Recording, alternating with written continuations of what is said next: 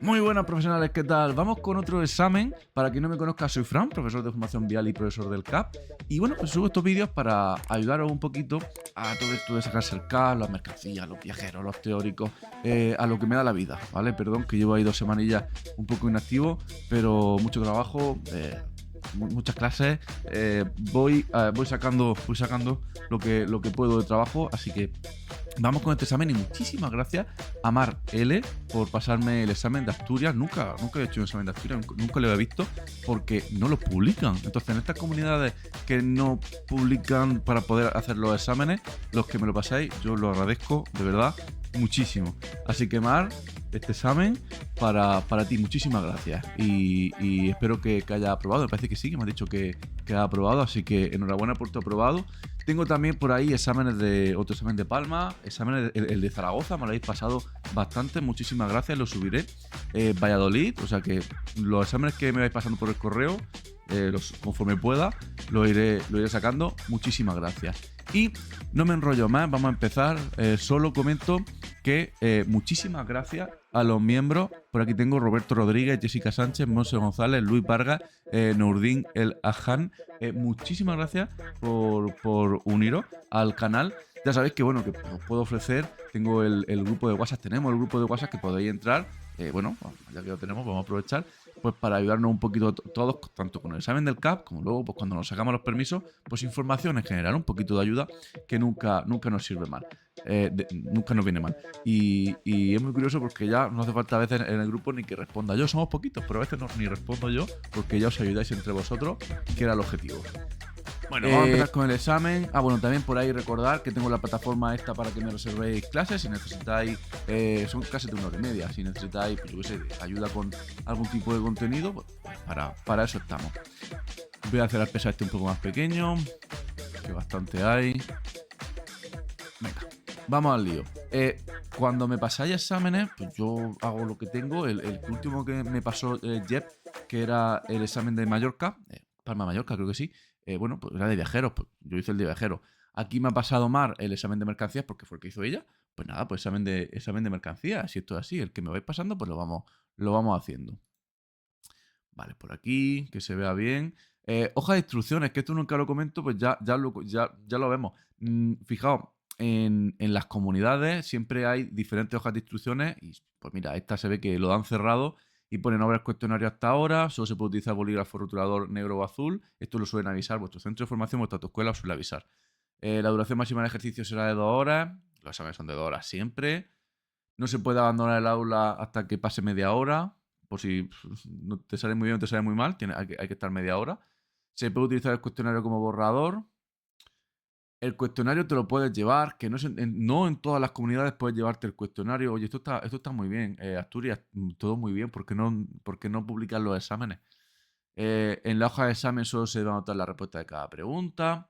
El examen consta de 100 preguntas tipo test, más 3 preguntas de reserva, 4 respuestas alternativas para cada pregunta. Oye, muy bien explicado. No en todas las comunidades lo explican tan bien, ¿eh? Está bastante bien explicado. Se marca con una X, se puede anular una pregunta. Para aprobar es necesario 50 puntos. La plantilla de respuestas la publican el 14 de noviembre. Ya está publicada. No, mentira. A partir del 14 de noviembre la página web principal de Asturias. Publicación del listado provisional de aprobados. Vale, eso sí, 21 de noviembre el listado de aprobados. O sea, hoy. Listado definitivo de solicitud de tarjeta CAP. Bueno, pero esto no lo suelen decir en todas las comunidades, ¿eh? Cuando ya puedes solicitar la tarjeta. Muy bien, Asturias. Muy bien. El próximo examen 8 de enero. Oye, qué bueno. Y además que cambia el año, ya tiene el próximo examen. Periodo de inscripción, que bueno, a los que ya habéis presentado, pues el próximo examen no os hace falta porque ya habéis aprobado. Pero oye, que está muy bien. Asturias, muy bien, pero públicanos los exámenes. Venga, vamos. Pregunta número 1. Voy lo de siempre. Voy explicando poco a poco. Si es el primer examen que ves, pues yo voy explicando pregunta por pregunta. Incluso puedo hacer esto un poquito más grande, que no quiero tapar. A ver, por aquí, así.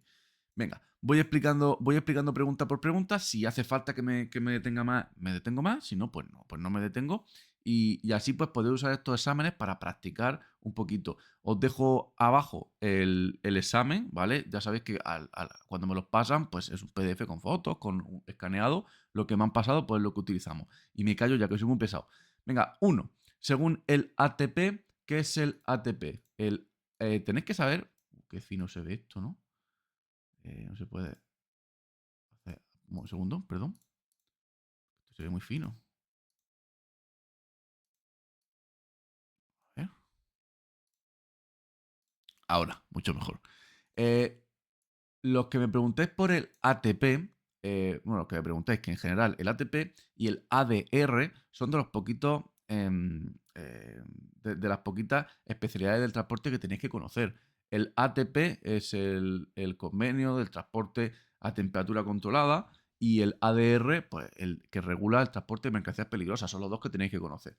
Y me dice, ¿a qué temperatura máxima debe transportarse los productos congelados? Esta es una pregunta difícil porque hay que sabérselo. Y el ATP, pues en el tema de congelado solo hay dos medidas de transporte y es entre -20 y -10 grados. Entre lo que me dan aquí va a ser bajo cero, porque son productos congelados, porque va a ser bajo cero. Esta pregunta es de las difíciles, ¿vale? La temperatura máxima que deben transportarse los productos congelados es de -20 a -10 grados según el producto. Yo aquí no puedo aportaros mucho más. Son datos que tenéis que conocer. Esta es de las preguntas difíciles. Todo lo que sean datos y aprenderse de memoria, aquí yo poco puedo aportar. 2. En un camión en movimiento, que es el subviraje. Y me dice, A, es la trayectoria real del vehículo más abierta de la que debería realizar. B, es el movimiento giratorio de la carrocería sobre el eje trapezal a la marcha. C, es el movimiento de giro sobre el eje vertical. O D, es una trayectoria real del vehículo más cerrada de la que debería realizar. Lo explico porque siempre lo explico, pero ya os digo, os dejo en la descripción un vídeo, este vídeo, en el que todas estas preguntas las voy a responder, lo digo en todos los exámenes, lo repito en todos los exámenes, y es que con ese vídeo, que no sé, dura 25 o 28 minutos, vais a responder 5, 6, 7 preguntas de la parte específica, que siempre es más difícil, las vais a responder siempre. Soy tan pesado con ese vídeo porque al final es una clase de 25 minutos y respondéis preguntas en la parte específica, que es la más difícil. Entonces, si no lo habéis visto, veo ese vídeo que yo creo que vais a entender un montón de preguntas de la parte específica que viene súper bien. Pero bueno, lo explico. Fijaos, subviraje. Cuando tomamos una curva, a ver si puedo por aquí que se vea, por aquí. Cuando tomamos una curva, ¿vale? Esto es la carretera. Nosotros, lógicamente, tenemos que tomar la trayectoria real de la vía. ¿Cómo que la trayectoria real? Pues muy sencillo. Si yo voy con mi camión, mi autobús, me da igual. Estas preguntas salen igual en camión, en viajeros y en mercancías, ¿saben? Las mismas. Yo quiero pasar por dentro de la curva, por dentro de la carretera. ¿Qué pasa? Que yo puedo hacer una maniobra que haga un subviraje o un sobreviraje. Sobreviraje es que me voy por dentro. O sea, cuando yo hago algo mucho, lo sobrehago. Y virar es girar. Pues si sobregiro, me voy por dentro de la curva. ¿Qué pasa si hago mucho un giro? Si giro demasiado en una curva que va hacia la derecha, porque me voy por dentro de la curva. ¿Y qué pasa si subgiro? Si hago el giro menos de lo que necesito. O sea, giro menos de lo que necesito para mantener la trayectoria real. Pues que me voy por fuera de la curva. Sabiendo esto, pues también tenemos que saber que irse por dentro, irse por aquí, lo que te estás es cerrando, ¿ok?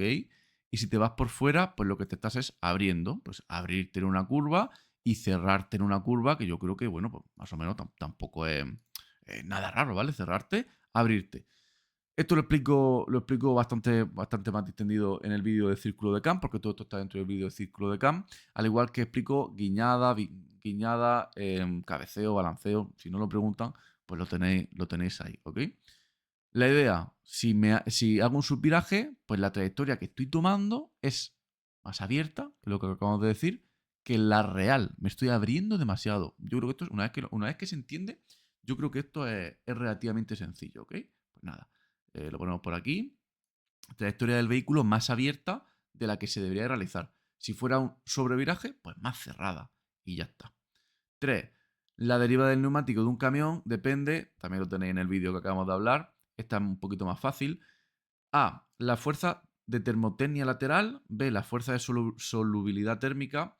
C. La velocidad. O D. La fuerza termodinámica. Tampoco os liéis mucho cuando veáis respuestas tan raras. Termotecnia lateral. Si esto no se da en el CAP. Fuerza de solubilidad. No, fuerza termodinámica. Si no os suena, es que esa no es. Esta pregunta es muy típica. Es la C, la velocidad. La deriva del neumático Mira, si esto es un neumático, perdón por el dibujo, ¿vale? Si esto es un neumático, cuando nosotros tomamos una curva, imaginad que con el volante marcamos, yo qué sé, pues con el volante marcamos que el neumático vaya hacia aquí, ¿vale? Hacemos eso con el volante. Pues cuando el neumático toma una curva, se deforma un poco. De hecho, lo que se deforma son los bordes, ¿vale? Los flancos del neumático se deforman, sobre todo los de abajo, que están más en contacto, se deforman. Esa deformación lo que produce es que si tú marcas con el volante, pues yo qué sé, la trayectoria que estamos poniendo aquí, no es exactamente la que va a tomar el vehículo. O sea, se va a tomar, pues me lo invento. En vez de hacer eso, va a hacer esto. Casi la misma, ¿vale? Incluso se notaría menos, es un ligero porcentaje. Pues eso es la deriva del neumático. ¿Qué modifica la deriva del neumático? Pues lo grande que sea el neumático, el perfil, la anchura, la velocidad que lleve, la presión de inflado, ¿ok? Todo lo que afecte al neumático, sobre todo que esté mal mantenido y tal, todo lo que afecte al neumático, pues afecta a la rueda y si afecta a la rueda, afecta a la deriva casi siempre. Ya os digo, no son preguntas muy difíciles, excepto la primera, estas preguntas son las de siempre. 4. El desplazamiento de las ruedas motrices de un camión puede darse A. Por el cambio a una relación de marchas inferiores. B. Por entrada de impurezas gaseosas. C. Por una reducción paulatina de la velocidad. O D. Por una fuerte aceleración o frenada excesiva. Si al final aquí solo me están diciendo que si se desplazan un poco las ruedas motrices, bueno, supongo que las ruedas motrices sabemos lo que es. La rueda motriz es la rueda a la que llega la fuerza del vehículo, la fuerza del motor. Si esto es nuestro coche, visto desde arriba, ya os digo que yo con los dibujos hacemos lo que podemos. Estos son las 4 ruedas y vuestro coche, vamos a hablar del turismo que es más sencillo, vuestro coche, ¿dónde lleva la motricidad? ¿En las 4 ruedas? Pues entonces tenéis un 4x4, que no es lo normal, o sea, se puede tener, pero no es lo normal. ¿Por qué? Pues porque es muy caro, porque si quieres que las 4 ruedas lleven fuerza del motor, simplemente es caro, hay que mover las 4 ruedas, eso va a ser más caro. ¿Dónde se suele llevar la motricidad? Normalmente, por seguridad y por economía, la motricidad va adelante. ¿Cómo que la motricidad va adelante? Que sí, que la fuerza del motor va adelante. Y entonces las ruedas de detrás, ¿qué hacen? Pues las ruedas de detrás lo que hacen es estar, ¿vale? Están, acompañan la fuerza. Simplemente, pues, si se mueve el coche, pues una rueda que acompaña. Pero no lleva fuerza suya per se. Simplemente lleva la inercia de acompañamiento del vehículo. Por lo tanto, todo este rollo para entender lo que es la motricidad. Oye, pues yo llevo la motricidad trasera. Muy bien, pues tiene un BMW, algunos Mercedes que llevan la motricidad detrás, que eso es simplemente pues por deportividad, por marca. Suelen ser vehículos con un perfil más bajo. Bueno, pues muchas cosas que al final lo que hace es una conducción un poquito más deportiva.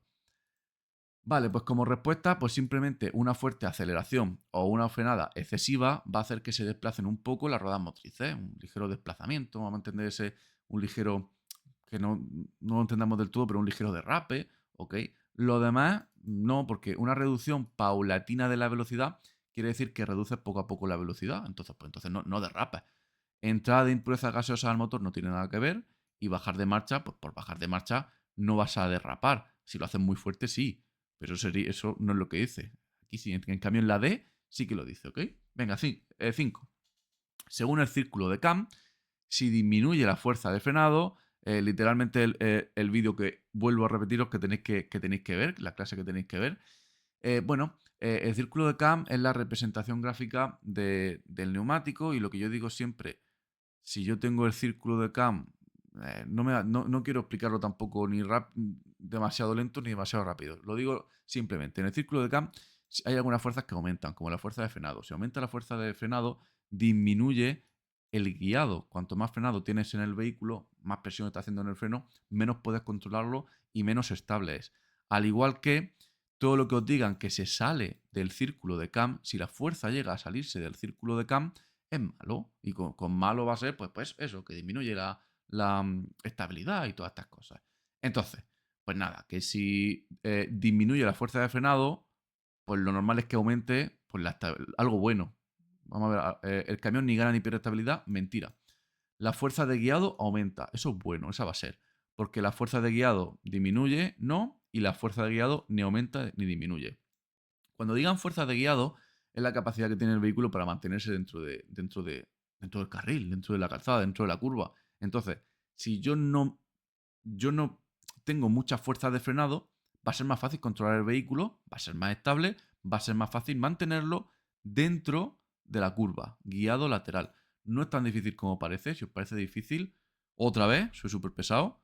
Miraos esa clase que puede venir súper bien. Venga, vamos con las 6. ¿Cómo se denomina? El sistema que aumenta o disminuye la guiñada para que el camión se mantenga en la trayectoria que marcan las ruedas. Y me dice A, control de estabilidad, B, la anchura del neumático, C, sistema de suspensión, D, el dibujo del neumático. Si os resulta un poquito difícil, podemos ir descartando. Vamos a ver. La anchura del neumático no va a ser un sistema, ¿no? Que aumenta o disminuye la guiñada. ¿Qué es la guiñada? Pues la guiñada, que de hecho esto lo explico muy bien con mi tráiler. La guiñada, a ver que se vea bien. Por aquí. La guiñada, bueno, ya que estoy lo explico. Lo explico todos los exámenes. ¿Qué es el cabeceo? El cabeceo es el movimiento transversal, sobre el eje transversal es este movimiento, ¿vale? Movimiento de cabeceo. Movimiento de la carrocería giratorio sobre el eje transversal. Esto, ¿vale? ¿Cuándo cabecea un vehículo? O sea, sería como así, ¿no? ¿Cuándo cabecea un vehículo? Cuando frena, ¿vale? Y cuando acelera. Todo esto es cabeceo. Ahora, balanceo. Sobre el eje longitudinal. La longitudinal, ¿vale? Pues sobre el eje longitudinal toma una curva y el tráiler, o el coche o lo que sea, pues cuanto más alto, más balanceo. Así, ¿vale? Venga, así. Bueno, sin ser tan exagerado. Bueno, así y así. Y me falta la guiñada, que es ni longitudinal ni ni transversal ni longitudinal, sino que sería vertical. Sobre el eje vertical, el vehículo guiña, que sería esto y esto, ¿ok? Al final, pues la guiñada es la profundización que tiene el vehículo en la curva. Pues sí, si hace esto o si hace esto, pues guiña más o guiña menos. Es que es simplemente eso. Pues, con todo este rollo que os suelto. Todo eso, vale, pues eso, sistema que aumenta o disminuye la guiñada. Pues eso, sistema que aumenta o disminuye esa capacidad de giro que tienes en la curva. La anchura del neumático, pues no es un sistema. Bueno, esto es lo que iba a explicar aquí con el dibujico. Pues si esto es el vehículo visto desde delante, pues la guiñada es pues, hacia aquí y hacia aquí, que se ve muy bien con el camión. Bueno, la anchura del neumático no es un sistema. El sistema de suspensión aumenta o disminuye la guiñada del sistema de suspensión. No tiene mucho sentido, ¿no? Porque el sistema de suspensión pues sube y baja la carrocería, ¿no? Pero tanto como aumenta la guiñada, no sé, no tiene sentido. ¿El dibujo del neumático va a hacer que puedas guiñar más o menos? Pues tampoco, si es que por descarte, algunas preguntas por descarte las sacamos. El ESP, el control de estabilidad, es el ESP y es el que me va a dejar profundizar más en una curva o menos y llega un punto en el que me corrige. Control de estabilidad. Venga, la 7. ¿Qué se debe hacer para incrementar la seguridad? Esta va a ser fácil. A. Intentar que la altura de la carga en el vehículo sea lo más alta posible. Eso va a ser malo. Aumentar el centro de gravedad en los vehículos es malo. Y además es que es mucho más difícil de conducir un vehículo que cada vez sea más alto. ¿Cómo se aumenta el centro de gravedad de un vehículo? Pues echarle carga y conforme le va echando carga, casi siempre, la carga tiene una altura y el peso se va quedando, el centro del peso se va elevando. Esto es como en las personas. Una persona no tiene el centro de gravedad en los pies, lo tiene más o menos en la cadera. Colocar las partes más ligeras de la carga debajo. Esta es una pregunta muy fácil. Mira, esta respuesta seguro que va a ser colocar las partes más ligeras de la carga debajo de las partes más pesadas no tiene sentido. Si esto es un palet, ¿vale? Yo no puedo poner lo más ligero, por ejemplo, los huevos, ¿vale? Como cuando voy a comprar. Yo no puedo poner los huevos abajo y encima los paquetes de agua. ¿Por qué? Pues porque voy a romper los huevos. Entonces, la A no puede ser, la B no puede ser. Distribuir la carga de manera que quede lo más alta posible, ¿no? Y luego la D me dice intentar que la altura de la carga en el vehículo sea lo más baja posible. Bueno, entre las que me dan, no está mal. Que la carga sea baja, pues va a ser que el vehículo se conduzca mucho mejor. De hecho, es mucho más sencillo, mucho más cómodo transportar planchas de hierro, porque enseguida echas los 25.000 kilos, 24.000 kilos, lo echas y eso se queda el camión que va pegado al suelo. En cambio, si lleva, yo qué sé, heno o yo qué sé, o cualquier tipo de carga que tenga mucho volumen, va a ser mucho más difícil de llevar. Venga, la 8. ¿A qué transporte se aplica la normativa comunitaria sobre transporte de animales vivos? Bueno, A. A los de animales vertebrados vivos. B. A los de animales vertebrados vivos que no se efectúen en relación con actividad económica. C. A los animales vertebrados vivos desde o hacia consultas veterinarias por consejo veterinario. O D. Solo al transporte de animales de la especie equina, bovina y porcina. Bueno, animales vivos, transporte de animales vivos es otro de los regímenes especiales que tenéis que conocer de transporte. Y esta pregunta vamos a ver. Eh, si el animal no está relacionado a actividad económica, pues no se considera transporte de mercancías como tal, o sea, aunque sean animales. Si tú tienes, yo qué sé, yo tengo en mi casa una vaca, por gusto, no tengo, pero podría ser, ¿no? Una vaca, que se llama Lola. Yo puedo tener una vaca en mi casa, bueno, tengo que tener unos ciertos estándares, ¿no? Para poder tenerla. Hay una normativa. Pero bueno, la tengo. Para transportar mi vaca a otro sitio, necesito tener una empresa de transporte y tener un camión y tener certificado para transportar animales. No, porque es mía, mi animal doméstico mío, que no está relacionado con la actividad económica. Entonces, no. C. A los de animales vertebrados vivos desde o hacia consultas veterinarias tampoco, ¿vale? Porque simplemente para ir al veterinario es que puede ser un perro o un gato. Es un animal vertebrado vivo, ¿no? Y me dice, solo al transporte de animales de las especies equinas, bovinas y porcinas tampoco, porque solo no. Se está refiriendo a los animales vertebrados vivos y ya está. Sí, sin más. Luego ya pues podemos especificar, porque es que no me concreta nada esta pregunta, no es tan difícil. La C sí que es verdad que, hombre, como me dice que es para hacia consultas veterinarias, no hace falta. 9. Las cajas para el transporte de mercancías, constituidas por materiales resistentes que permiten su reutilización y apilamiento y dotadas de elementos de enganche que facilitan su transporte de un modo de transporte a otro, se transportan por carretera en todo este rollo para decirnos que una caja para el transporte de mercancías constituida por materiales, vamos, que es un contenedor, los contenedores de los puertos y todo esto, un contenedor, un container. ¿Y en qué se transporta un container? Pues en un portacontenedores, que es un camión, ¿vale? Destinado, diseñado para meterle aquí, para enganchar aquí y transportar el contenedor. Aquí viene enganchadico. Si es que otra cosa. Venga. 10. Una cisterna construida con paredes aislantes que permiten limitar los intercambios de calor entre el interior y el exterior es una cisterna. Esto lo explico en bastantes exámenes, no es muy difícil. Tenéis que saber, ya que estoy lo explico, tenéis que saber cuatro tipos de. Qué pequeño se ve esto. Cuatro tipos de transporte a temperatura controlada. El isotermo, el refrigerante, el frigorífico y el calorífico, ¿vale? Aunque aquí me habla de cisternas, pero bueno, ya que estoy, pues lo aprovecho y lo explico. ¿Qué es un vehículo isotermo? Es la descripción de esta pregunta. Es un vehículo con paredes aislantes que permiten limitar los intercambios de calor entre el interior y el exterior. El termo que tenemos en nuestra casa, que le echamos agua, y si le echa agua caliente se queda caliente, si le echa agua fría se queda fría. Un termo, el termo de la leche. Le echa leche caliente se queda caliente, le echa leche fría se queda fría.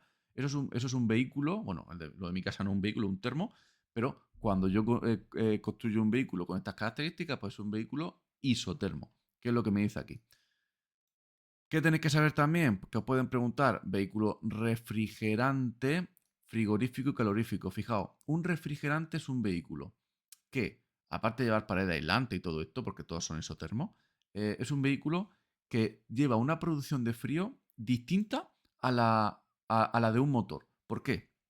Porque un frigorífico, que es este, los frigoríficos son los que más se utilizan, que transporta a temperatura controlada y llevas un motor que produce frío. Un camión frigorífico lleva dos motores, el del camión y el que produce frío para la mercancía. Vale, pues un vehículo refrigerante no tiene motor para producir frío. ¿Y cómo lo produce? Normalmente con hielo y a veces con gases, ¿vale? O placa y tal, pero suele ser hielo y gas, con lo que más se transporta.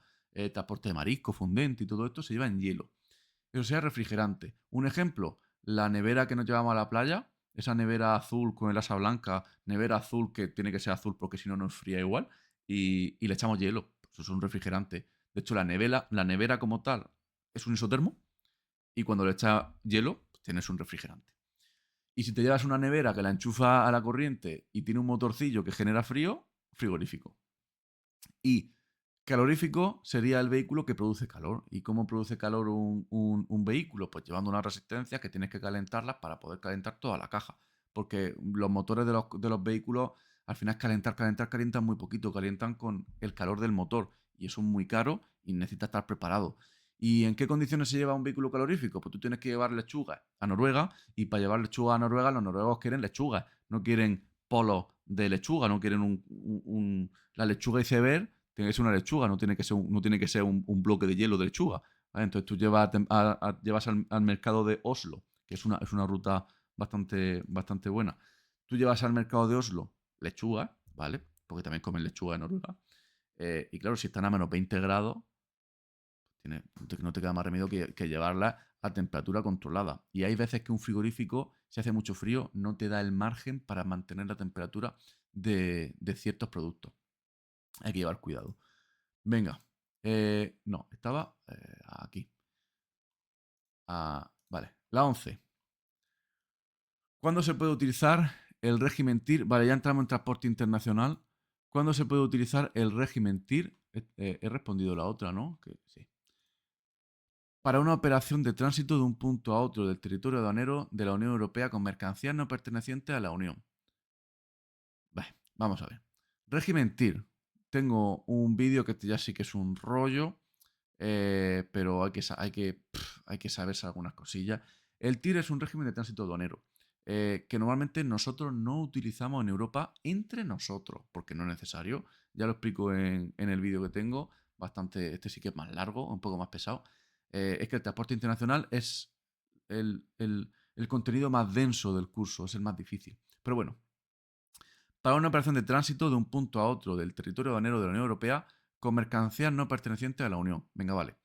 A. En las operaciones de tránsito entre los Estados miembros de la Unión Europea. Esto es imposible. Si entre Estados miembros, entre nosotros, esto es como que tú vayas de España a Francia teniendo DNI, vayas con el pasaporte. Es que no tiene sentido, no lo vas a hacer. B. En operaciones de tránsito que tengan como destino un país fuera del continente. ¿Qué tiene que ver el continente con el continente europeo? Es que no tiene nada que ver. En ningún caso seguro que no va a ser. Así que en operaciones de tránsito que atraviesen en su recorrido un territorio situado fuera del territorio aduanero de la Unión Europea que pertenezca a un Estado firmante del convenio TIR. Vamos a ver. Si tú sales del espacio aduanero de la Unión Europea, llega un punto en el que tienes que justificar ese tránsito, tienes que necesitar una autorización para poder pasar por cierta aduana.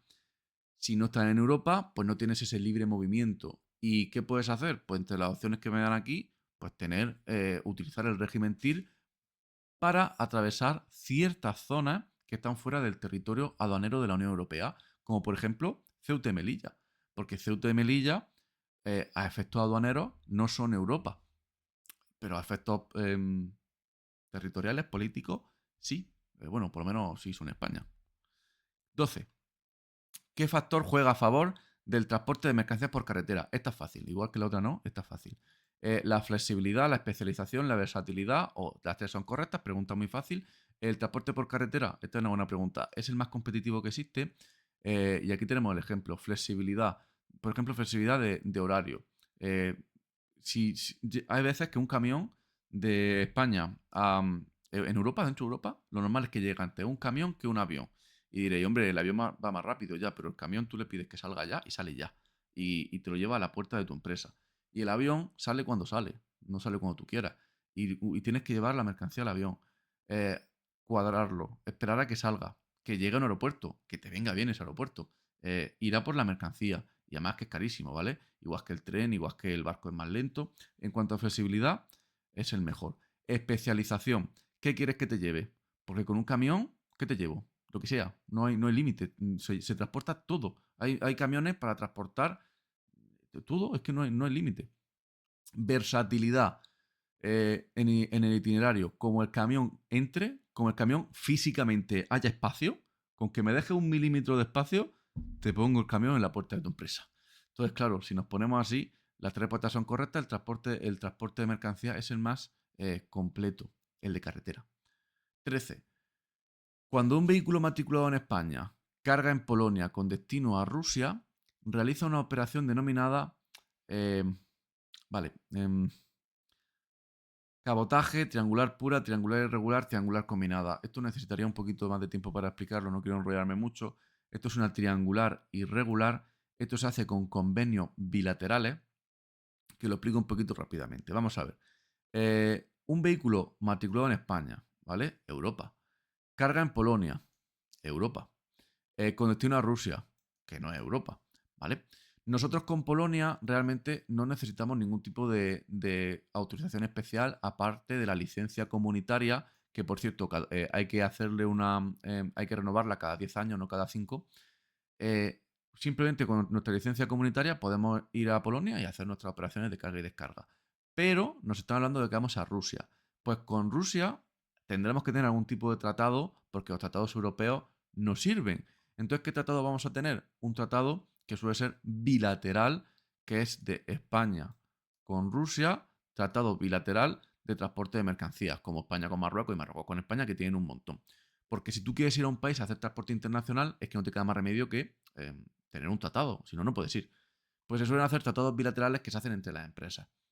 Bueno, simplemente cuando el vehículo no pasa o sale desde su país de origen, que es España, sino que pasa o sale, bueno, no, pasa no, sale o no pasa por España, sale desde un país que no es su país de matriculación, en este caso es Polonia, que podría ser que fuera, no se llama triangular pura, se llama triangular irregular, ¿ok? Porque las operaciones bilaterales, en algún caso, pueden ser triangulares, que es lo que estoy intentando explicar así rápidamente. ¿Qué sería una triangular pura?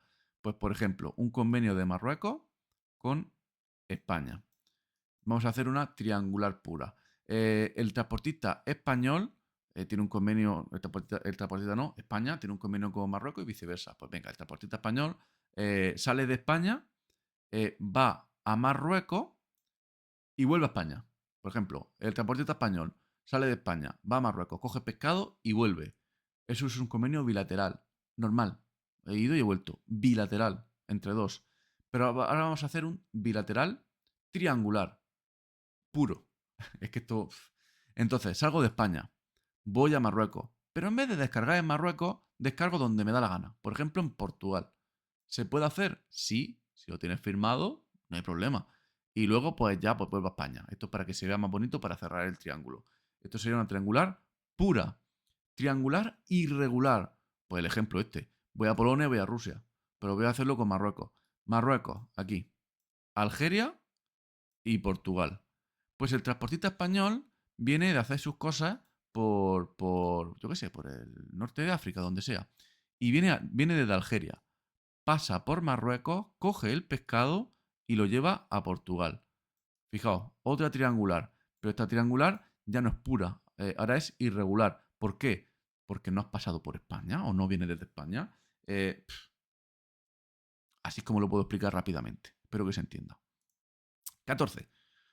Un vehículo frigorífico de la clase C debe conseguir bajar la temperatura y después mantenerla entre, bueno, aquí tampoco puedo deciros mucho más, entre más 12 y menos 20 grados. Es súper, súper versátil el frigorífico de la clase C. Que como detalle, frigoríficos, que es la siguiente pregunta. Clases de frigorífico existen 4, A, B, C, D. Y ya está. Sí, es lo que puedo deciros. Entre más 12 y menos 20 grados está súper bien, ¿eh? Es súper versátil. Muchísima temperatura que pueden bajar y mantener. Y eso, ¿cuántas casas de vehículos frigoríficos existen? 4. Aquí no puedo ayudaros mucho, ¿eh? Esto simplemente lo tenéis que saber. Preguntas feas. ¿Qué validez máxima tiene la autorización para realizar transporte de animales vivos? Es que vamos, 5 años. Como el 95% de autorizaciones que tenéis que saberos, 5 años. 22. No, mentira, 22 no. Aquí. 17. ¿Cómo es la placa que deben llevar los vehículos cuando efectúan un transporte en régimen TIR? Esto es una placa azul, de fondo azul con letras blancas. ¿Dónde está? Mentira. De fondo...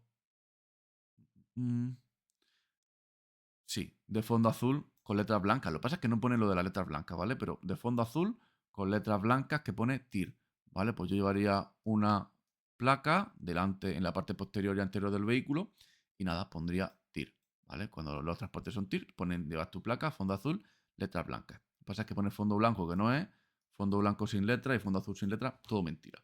Fondo azul con letras blancas que pone TIR. Tienes que llevarla, aquí tampoco hay que saberlo, simplemente. 18. El acuerdo internacional que reglamenta las condiciones de transporte de distintas mercancías precederes, los requisitos de los vehículos utilizados se denomina, esto es muy fácil, el ATP, que ya es lo que estamos hablando 1000 veces. 19. Para realizar transporte de mercancía de carácter privado complementario se necesita una autorización administrativa. Bueno, aquí ya me tengo que parar un poquito otra vez, porque em, vamos a ver. Primero, ¿qué es transporte de mercancías de carácter privado complementario?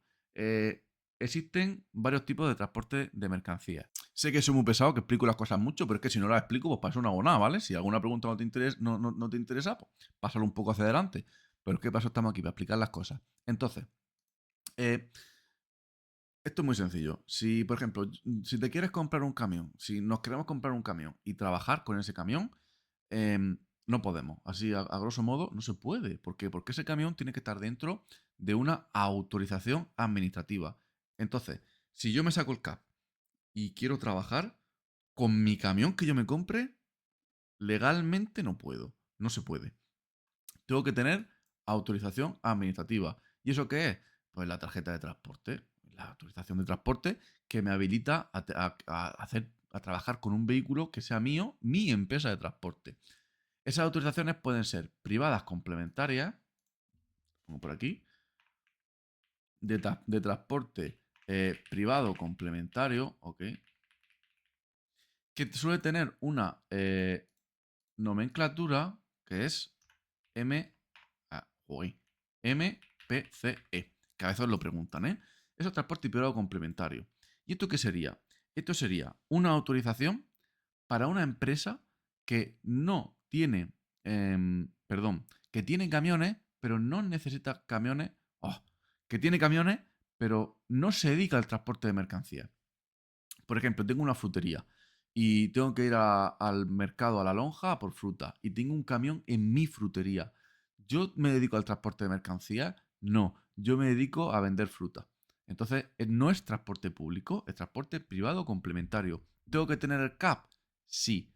¿Tengo que tener autorización administrativa? Pues depende, que es la respuesta que os voy a dar, depende de la masa máxima del vehículo hasta 7.500 kilos en transporte privado complementario no es necesaria la autorización administrativa. Y ya que estamos, pues explicamos el transporte público, que lo explico en todos los exámenes. Transporte público. Bien, ¿y qué es el transporte público? El transporte público tenemos que entender que no es el transporte que hay en las ciudades de la línea 1, la línea 2, o sea, que quiero decir que también es transporte público. Pero no entendamos el transporte público simplemente como el transporte del metro no. El transporte público para nosotros en mercancías es el transporte que hacen empresas que se dedican al transporte. Y pensar alguna empresa grande que se ocurra, esa empresa se dedica al transporte puramente. Y ya no solo el transporte de paquetería, no solo Seur, FedEx y todo esto, sino estas empresas grandes como Primafrío, el Mosca, toda esta gente se dedica al transporte, tiene camiones y mueve mercancía que no es suya, de un punto a otro. Y se dedica a eso, a mover cosas, ¿no? Pues eso es transporte público. Y el transporte público tiene una autorización administrativa diferente que este transporte público y tiene ML, MLDE,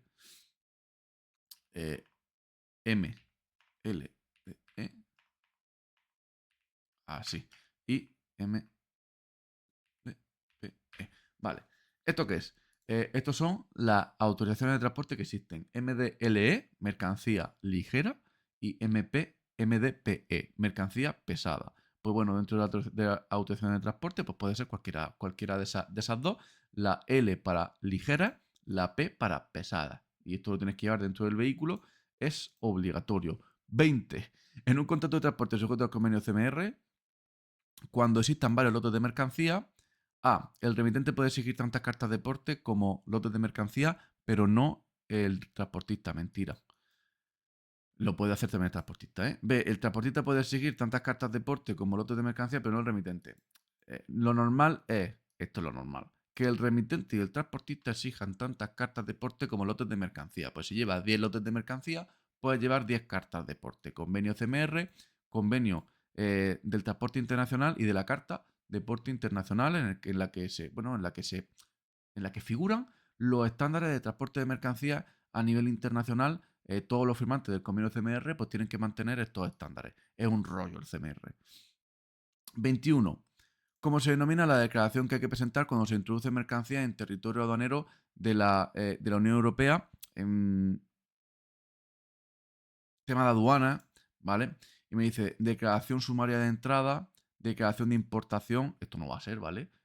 Declaración de introducción, declaración de levante de mercancías. Mira, el levante de mercancías, que tenéis que saber lo que es.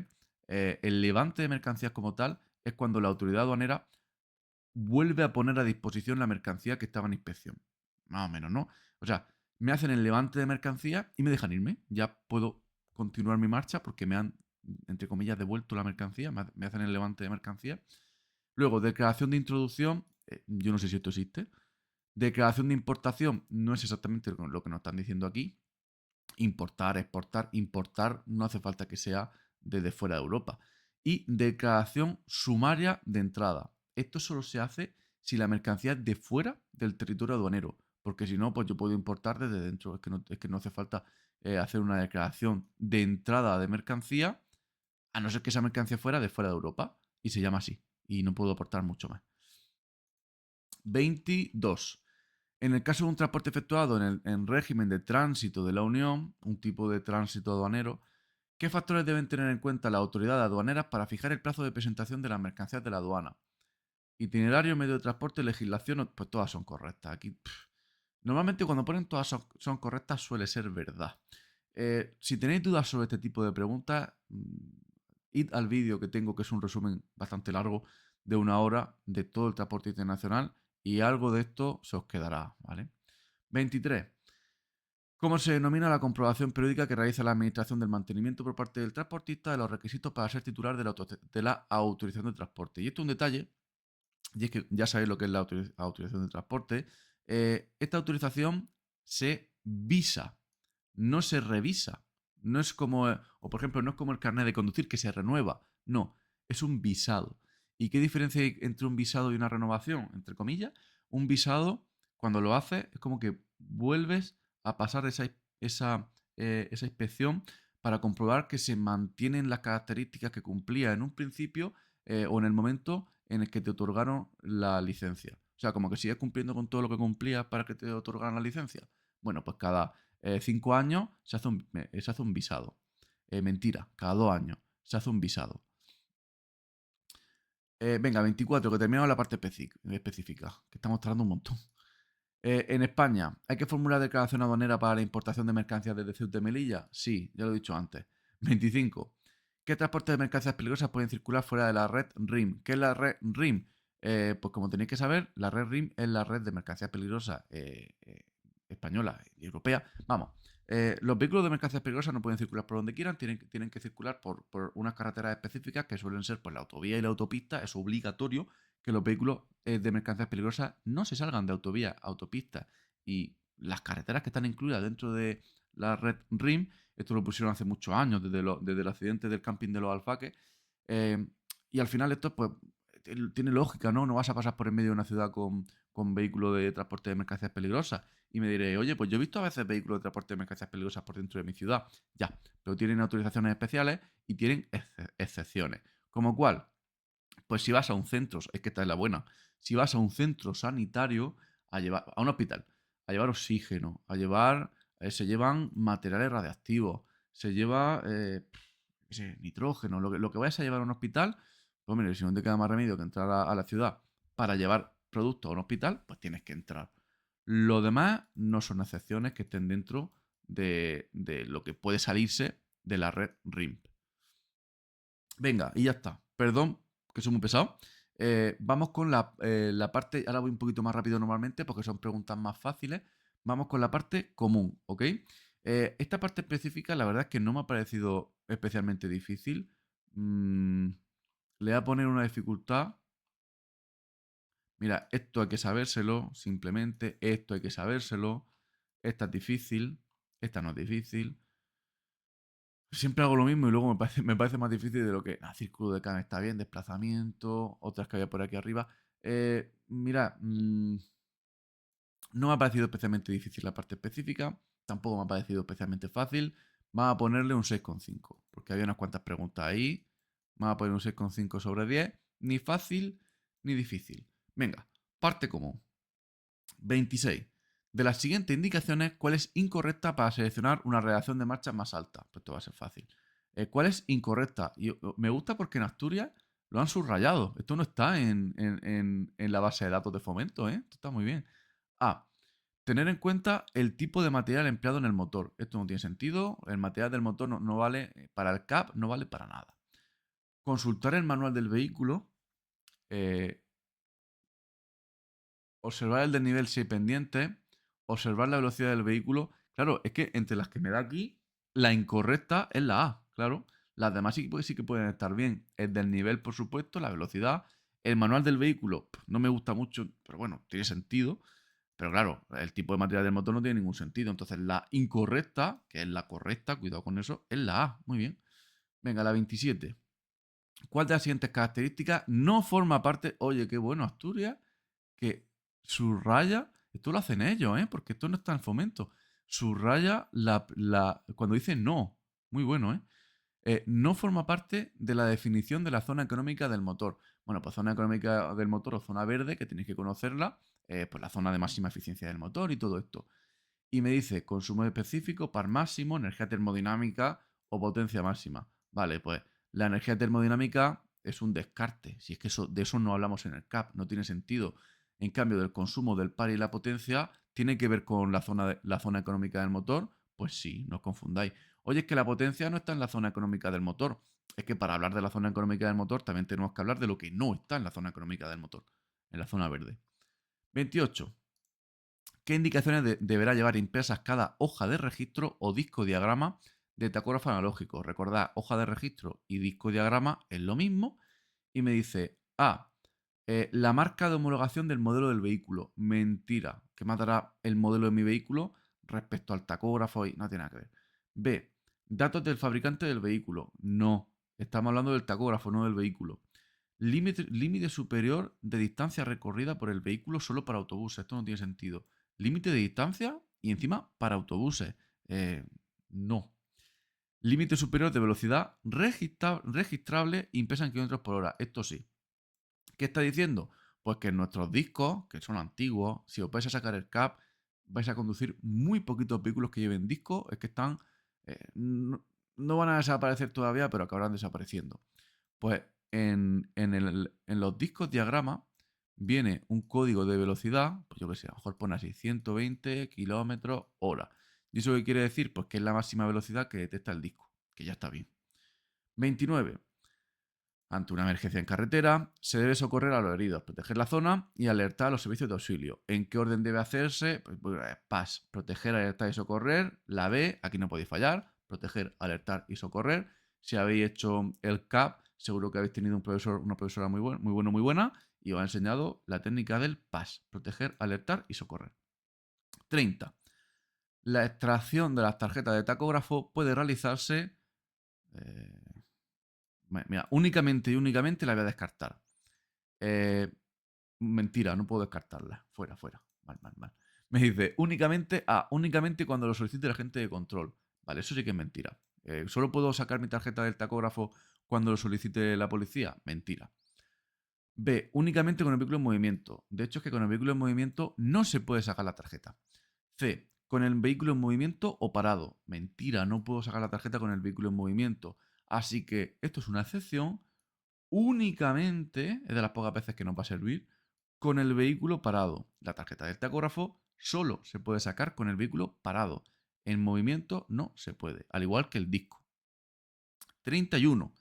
La utilización del motor como freno motor, requiere, esto se puede hacer con el coche, mantener algo pisado el acelerador. No. O sea, el freno motor, por si todavía alguien no entiende el concepto, dejar vuestro coche caer cuesta abajo con una marcha que sea un poco corta y no toquéis nada. ¿Qué hace el motor? Frenar el coche y revolucionarse. Entonces, si yo toco el acelerador, el freno motor no actúa.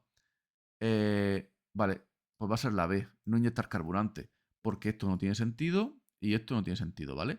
Si yo no inyecto carburante, combustible, significa que yo no acelero, y si yo no acelero, pues la marcha, si está puesta, pues va a retener el vehículo cuesta abajo. Si es un poco corta. 32. ¿Cuál de los siguientes es un factor de riesgo para la conducción? Pues todo, ¿vale? Factor de riesgo, estos factores que incrementan los peligros en la conducción, pues la velocidad, el consumo de alcohol y el consumo de drogas son factores de riesgo. Venga. 33. De acuerdo con el reglamento comunitario 561/2006, tampoco leí mucho con esto es el de los tiempos de conducción y descanso. ¿A qué concepto se refiere la expresión el tiempo acumulado total de conducción entre el final de un periodo de descanso diario y el principio del siguiente periodo? Esto es muy fácil. Bueno, o sea, la definición parece súper difícil, pero cuando se entiende es súper fácil. Y el principio del siguiente periodo de descanso diario o un periodo de descanso diario y un periodo de descanso semanal. Es una forma muy complicada de decir mi tiempo diario de conducción. Mira, ¿qué se entiende entre el tiempo acumulado de conducción entre el final de un descanso y el principio de otro? Imaginad que esto es el lunes, ¿vale? Lunes. Y el lunes empiezo aquí mi descanso semanal. Perdón, mi descanso diario. Hago mi descanso, ¿vale? Y llega el martes. Y aquí empiezo a conducir. Cuando acaba mi descanso del lunes, empiezo a conducir. Y todo esto es conducción del martes. Conducción, conducción, conducción, conducción. Y ahora tendré que descansar, ¿vale? Todavía es martes. Empiezo mi descanso. Y ya llegará el miércoles, el jueves, ¿vale? Y me está diciendo, tiempo acumulado de conducción, que va a ser esto. Tiempo acumulado de conducción, todo esto que hemos hecho el martes, que se encuentra entre el final de un descanso diario, aquí está, el final del descanso diario del lunes, porque cuando acaba el descanso del lunes, pues puedo conducir. Y el principio del siguiente descanso, aquí está, el siguiente descanso del miércoles. Vamos, que entre un descanso y otro, ¿qué hay? Pues mi tiempo de conducción. Hala, tiempo diario de conducción. Ya está. A ver, aquí me pone que también puede ser un descanso semanal, porque si lo hago el viernes, pues si empieza el descanso semanal, me da igual que empiece un descanso semanal o un descanso diario. Eso da igual. Espero que se entienda, esto es sencillo. 34. En caso de inmovilización en un control de carretera, ¿qué documentación es la que el agente de la autoridad que efectúa el control no retendrá? Pues nada, esto es teoría y como teoría tenéis que saber que el agente de control no puede retener la tarjeta del tacógrafo. ¿Por qué? Porque no. Se puede retener la documentación del vehículo, de la mercancía, la autorización del transporte, retener, que no quitarme. Pero la tarjeta del tacógrafo es que es del conductor, no es del transporte y pues la puedes ver y si es mía, pues la descargamos y todo eso, pero no me la tienes que retener. 35. Señale la respuesta incorrecta. Oye, cómo me gusta que lo subrayen. Eh, A. Para tener más tiempo para frenar, el conductor debe prever que va a necesitar reducir la velocidad. Esto es correcto. O sea, esta no es porque es la correcta, buscamos la incorrecta.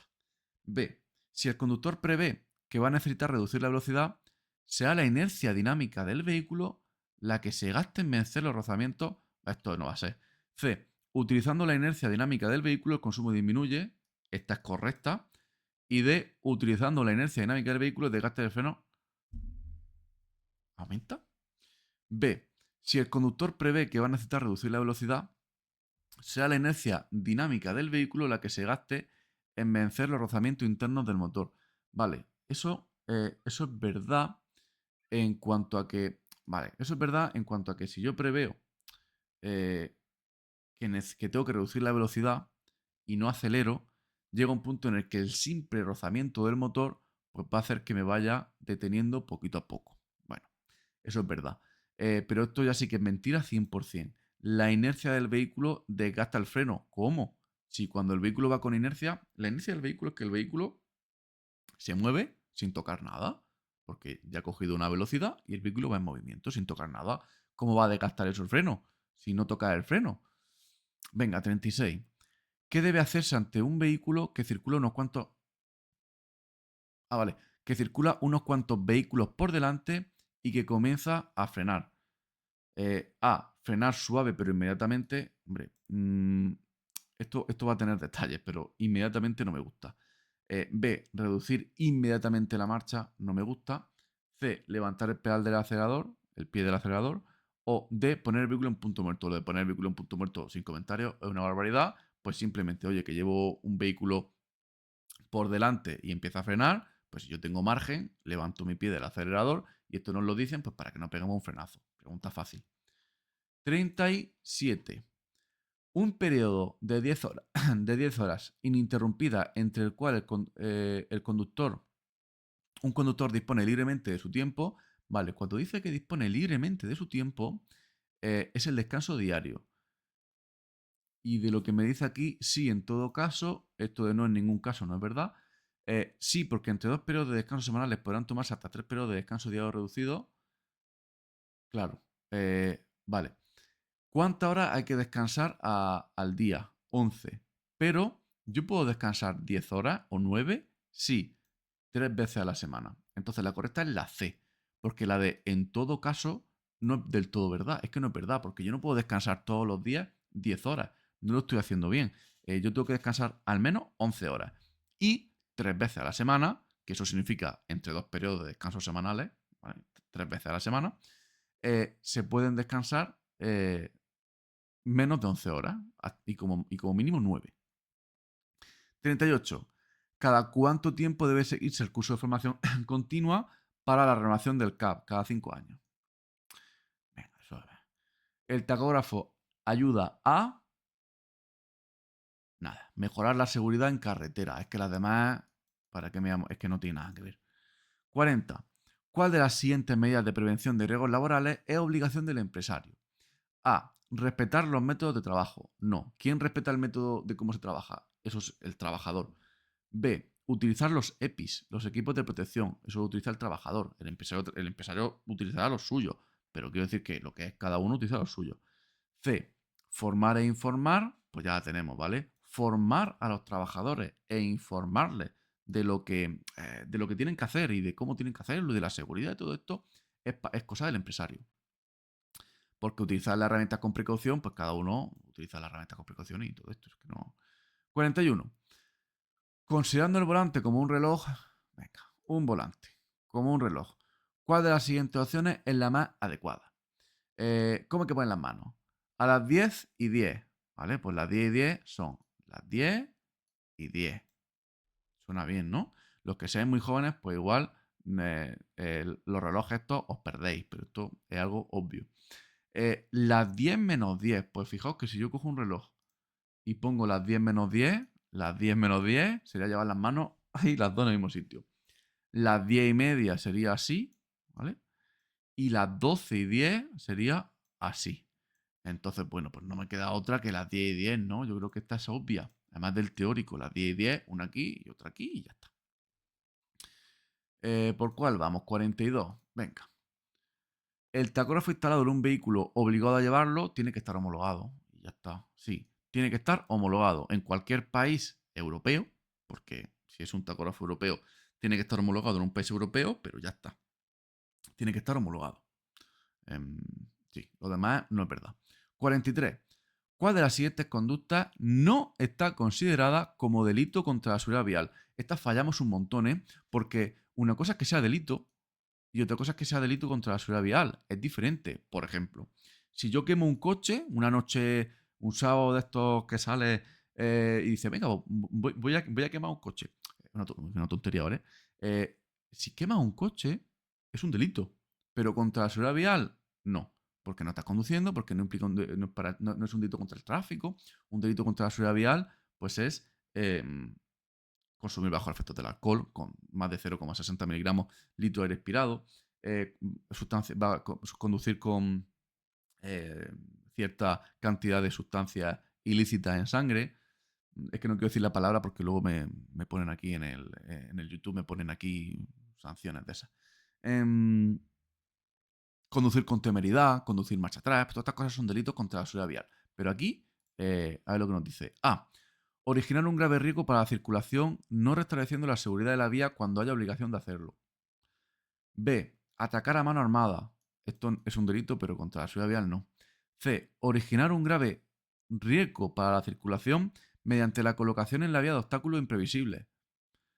D. Originar un grave riesgo para la circulación sustrayendo o anulando la señalización. Mirad, estas tres son un delito contra la seguridad vial. Las tres, pero atracar a mano armada no es un delito contra la seguridad vial, que es lo que nos están preguntando. Muy bien. 44. Ante una situación de emergencia, ¿cuál debería ser uno de los criterios de actuación del conductor? Y me dice, A, siempre conservar la calma. Bueno, que como me dice siempre, vamos a ver el resto. B, las actuaciones deben tener como primer objetivo la preservación de la seguridad de todas aquellas personas que puedan verse afectadas, pasajeros, restos de usuarios. Esa también suena bien. C, las actuaciones no pueden incrementar el desconcierto y la angustia. Están todas bien. Vale, vale. Todas son correctas. Todas son correctas, ¿vale? Si no llega a estar aquí la de todas son correctas, hubiéramos tenido un problema, ¿eh? 45. ¿Cuál debe ser el emplazamiento de los extintores? Pues a mano.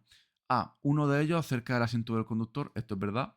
B. Lo más alejado posible de los lugares de riesgo del incendio. Pues no tiene mucho sentido. Si van a poner el extintor lo más lejos posible del incendio, pues. C. En proximidad a los lugares con riesgo de incendio. Proximidad.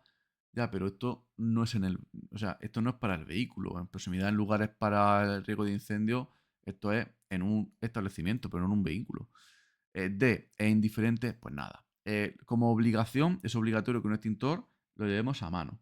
Por cierto, si tenéis dudas sobre esto y si tenéis dudas sobre los extintores y el tema del fuego y todo esto, tengo un vídeo que es una maravilla, que no he visto casi nada del tema de reacción en caso de incendio y de evacuación y todo esto. 46. ¿Cuándo está especialmente aconsejado que el conductor evacúe el vehículo? Me dice, en caso de lluvia, pero ¿para qué vas a evacuar? Evacuar es sacar a la gente, a los pasajeros que llevas en el vehículo, o a ti mismo, y ponerlos a salvo, porque quedarse dentro del vehículo va a ser más peligroso que salir. B. Cuando el vehículo se ha detenido sobre un cruce con una vía de ferrocarril y no es posible moverlo. Esa va a ser, ¿vale? Las demás no, pero es así. No te vas a quedar esperando a que venga el tren y te arrolle. Venga, 47. ¿Por qué motivo a un número alto de revoluciones de un motor no se consigue el par motor máximo? A. Porque aumenta el rozamiento del pistón con las paredes del cilindro. B. Porque aumenta el rozamiento del pistón con la biela. C. Porque aumenta el rozamiento del pistón con el cigüeñal. No. Es porque no hay mucho tiempo para que se llene el cilindro. El tema del par es un tema muy bueno que deberíais de controlar y a más revoluciones, al final el par motor es un momento de eficiencia, de fuerza. Es moverte más metros con menos combustible. Y claro, si vas muy rápido, los motores llegan a un punto en el que combustible puede entrar el que haga falta, pero aire no. Entonces, si hay muy poco tiempo para que se llene el cilindro, el par motor empieza a bajar. La potencia puede subir, pero consumen más. O sea que es la D. 48. Un motor diésel de inyección indirecta respecto a un motor diésel de inyección directa. Venga, vamos a explicar esto que es muy fácil. Tenéis que conocer dos tipos de motores: gasolina y diésel. ¿Ok? Ya está. Gasolina y diésel. Y yo os digo que aparte hay dos tipos de inyecciones: directa e indirecta. Vale. Por lo tanto, hablamos de 4 motores: 2 de diésel y 2 de gasolina. Yo os pregunto, ¿qué gasta más, el diésel o la gasolina? Pregunta sencilla, gasta más la gasolina. Por tema energético, por tema de aprovechamiento de la energía, gasta más la gasolina. No tenéis que saber lo que es la inyección directa e indirecta en cuanto a que no os preguntan lo que es. Os preguntan que cuál gasta más. Así como curiosidad, la inyección directa, la que actualmente llevan todos los vehículos, que la inyección del combustible se hace directamente sobre la cámara de combustión que está encima del cilindro. La inyección indirecta es una inyección antigua, típica de la gasolina, que se hacía la inyección en una cámara que se ponía en la culata, anexa en la culata, y que ahí se hacía la mezcla, se calentaba y luego se pasaba al cilindro, una mezcla que hoy en día eso es ineficiente. Todo este rollo para decir que gasta más la gasolina y que gasta más la inyección indirecta. Sabiendo esto, lo que más gasta es la gasolina de inyección indirecta. Y luego la gasolina de inyección directa. Además, es que la gasolina siempre gasta más que el diésel. Por lo tanto, el diésel de inyección indirecta va a gastar menos que la gasolina de inyección directa. Parece un lío, pero esto es muy sencillo. Y lo que menos gasta del mercado en cuanto a térmicos, vehículos de gas de combustible, es el diésel de inyección directa. Y esto es lo que os puedo decir. Esto es muy sencillo. Cuando os preguntan en los exámenes esto, deberéis de sacarlo. Y sabiendo esto, un motor diésel de inyección indirecta respecto a un motor diésel de inyección directa, vale, pues este gasta más que el de inyección directa. Tiene un mayor consumo específico. Ala. Y punto. Espero que no tengáis dudas con esto. Si es que simplemente sabiendo el orden este, pues ya está. A veces pueden preguntar que lo ordenéis. 49. ¿Qué actuación no es una medida preventiva que es necesario realizar con el fin de evitar un incendio? Vale. ¿Qué no hay que hacer para evitar un incendio? Revisar el estado de los frenos. Esto sí evita incendio. Realizar un adecuado mantenimiento del vehículo. Esto sí evita incendio. Detener el vehículo a la derecha fuera de la calzada y del arcén si fuera posible. Eso no evita incendio. ¿Qué tiene que ver? En pendientes pronunciadas que requieren. Vale. La C. Lo de la C no tiene por qué evitar incendio. No tiene nada que ver. O sea, está bien hecho, pero para incendio. 50.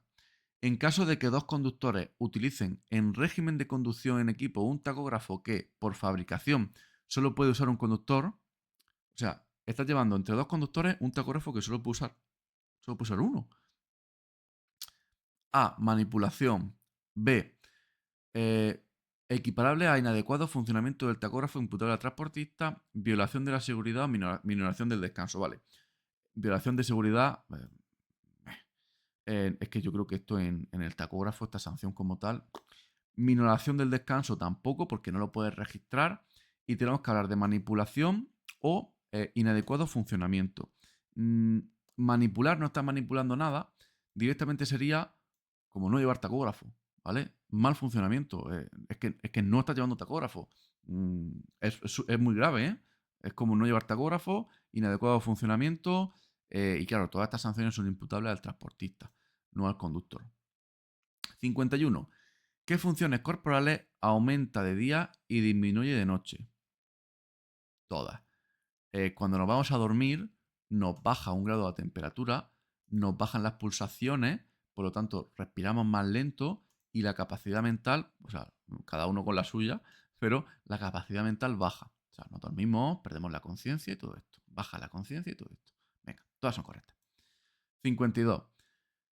¿Cambia de modo de funcionamiento el tacógrafo digital dependiendo de la tarjeta que tenga insertada? Sí, 4 modos de funcionamiento para 4 tarjetas. Modos de funcionamiento. Modo operativo. ¿Esto por qué no escribe? Modo operativo.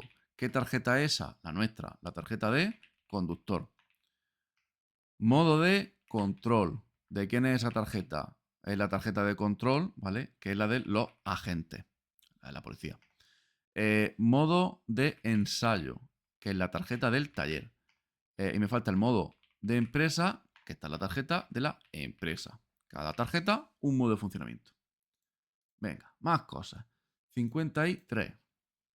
¿Cuál de los siguientes no es un documento que requiera un vehículo pesado de transporte de mercancías?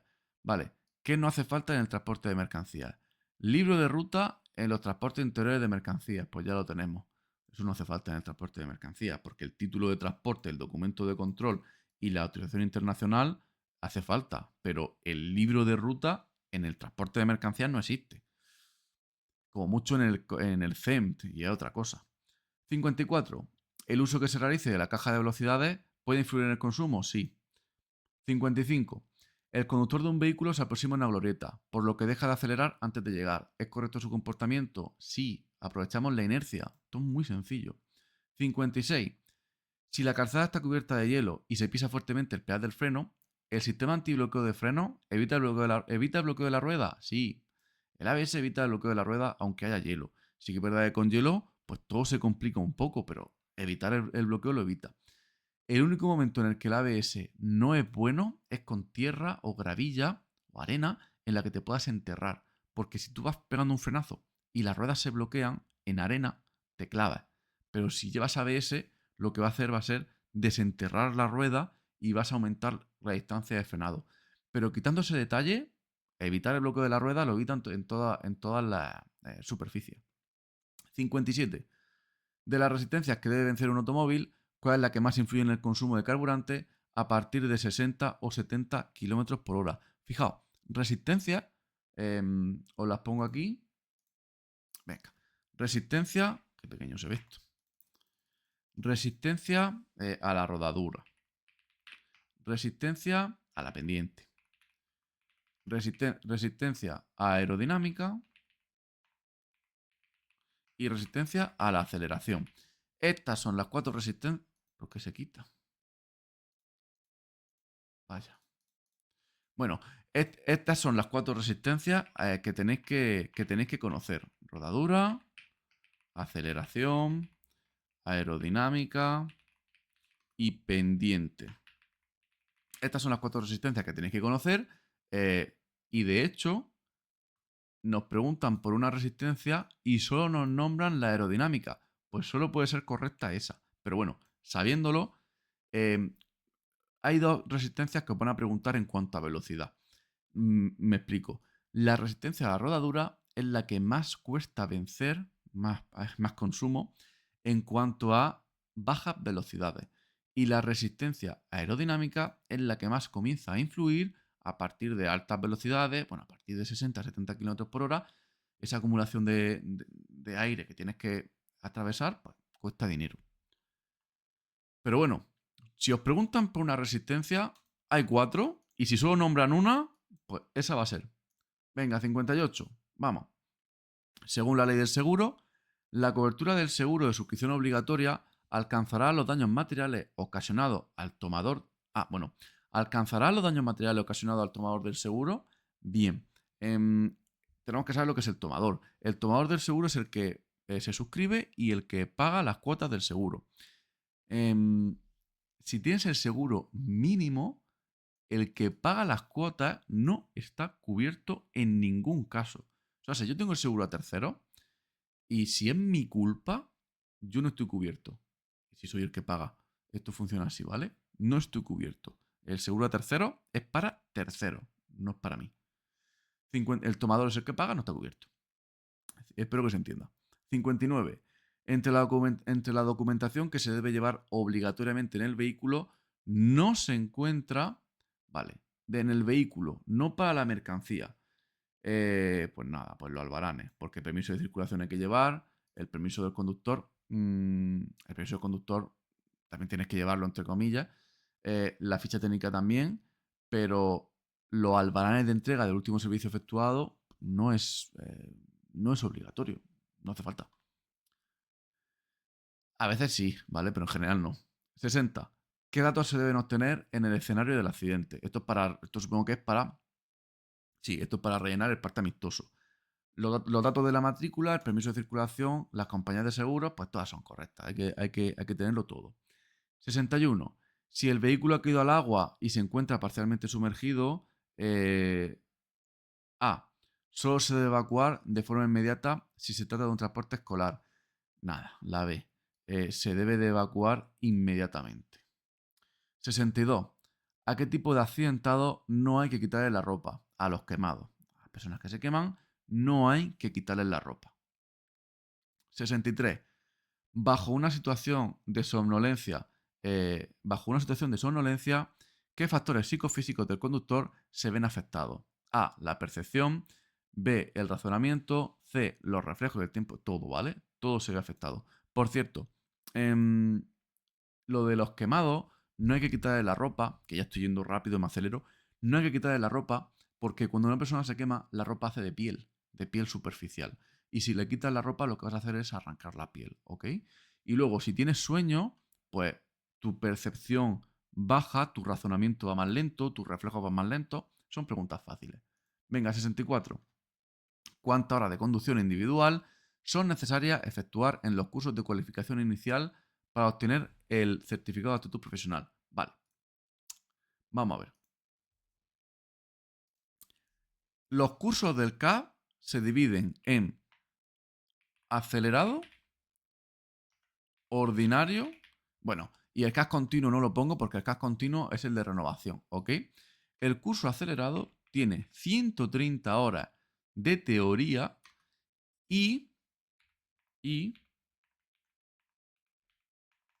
y 10 horas de práctica. Y el curso ordinario tiene, que es el doble, 260 horas de teoría y 20 horas de práctica. ¿Qué diferencia hay entre estos cursos? Pues la mayoría de vosotros estaréis haciendo el curso acelerado, que es para sacarte el CAP, normal y corriente, pero el ordinario es para los que yo les digo los sub-21 en mercancía.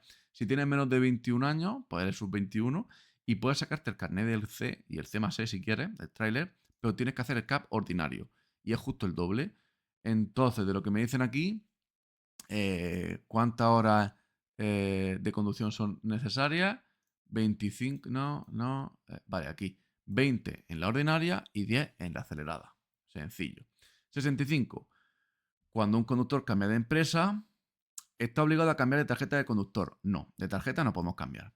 B, ¿hay que descargar los datos de la tarjeta? Sí, ya está. Hay que hacer la descarga normal, pero porque has cambiado de tarjeta. Has cambiado de empresa. 66. Pregunta muy buena. Esta la digo en todas mis clases del par motor, la digo. Es de las pocas preguntas que nos pueden hacer de mecánica, de piezas, de las pocas, ¿eh? El cigüeñal transforma el movimiento lineal alternativo del pistón en movimiento giratorio. O sea, los pistones, ¿vale? Los pistones que están dentro de los cilindros, ¿vale? Se ve bien, ¿no? Sí. Este pistón que está dentro del cilindro tiene un movimiento lineal alternativo. ¿Y eso qué es? Porque el pistón va para arriba y luego va para abajo y luego va para arriba y luego va para abajo y siempre así. Eso se llama movimiento lineal alternativo. Y nuestro coche no se puede mover con este movimiento porque entonces nos moveríamos como el coche de los picapiedras. ¿Qué es lo que hacemos? ¿O qué es lo que hace? Pues esto se engancha a un eje, que es el árbol motor, que es el cigüeñal. Y el cigüeñal ya sí que gira. Pues movimiento lineal alternativo se transforma en movimiento giratorio. El cigüeñal transforma el movimiento lineal alternativo del pistón en movimiento giratorio. 67. Una mala alimentación puede contribuir a disminuir la concentración. Pues ya está. Disminuir la concentración. Yo creo que va a ser, sí, es la más correcta. Disminuye la concentración. 68. ¿En qué se fundamenta la conducción preventiva? A. En hacer consciente al conductor de los riesgos. Sí. B. En hacer consciente al conductor de las consecuencias. Vale. C. En modificar las normas de circulación. O D. En planificar los tiempos de conducción y descanso. Vale. Lo que tenemos que hacer cuando conducimos de forma preventiva es ser consciente del riesgo que tenemos en la conducción. De la consecuencia también. Pero es mucho más importante ser consciente de todos los riesgos que tiene para no llevarlo a cabo, para no llevar el riesgo, para no eh, tener en cuenta el riesgo, básicamente. Porque sí, tener en cuenta las consecuencias está muy bien, pero no queremos llegar a eso. Queremos ser conscientes de los riesgos que existen, alcohol, sueño, fatiga, velocidad, y trabajar con esos riesgos para no llevarlos a cabo. Y bueno, siendo consciente de esto, pues no tienes que llegar al punto de sufrir las consecuencias. 69. Ante la posible presencia de hielo, ¿qué zonas se deben evitar? Pues nada, lo correcto va a ser las zonas sombrías, que son zonas en las que no da el sol y se van a acumular placas de hielo. 70. ¿Qué tipo de tarjetas existen? Pues ya lo he dicho. Conductor empresa, no. Conductor empresa, centro de ensayo y control. Hala. 71. ¿Cuál de los siguientes países pertenece al espacio Schengen? Pues ¿cuál país va a ser europeo a nivel político, territorial, aduanero? Reino Unido no. Brexit. Turquía de momento no. Georgia de momento no. O sea, estamos hablando que estén al completo en Europa, dentro del espacio Schengen, libertad de movimiento, llega un momento que llegan al euro, ¿vale? Pues va por tramo. Por ejemplo, ¿Polonia está en el espacio Schengen? Sí, Polonia está en el espacio Schengen, pero en Polonia no hay euro, hay el loti, ¿vale? O como por ejemplo Rumanía. Rumanía está en el espacio Schengen, ahí hay, más o menos. Pero en Rumanía, tengo yo por aquí.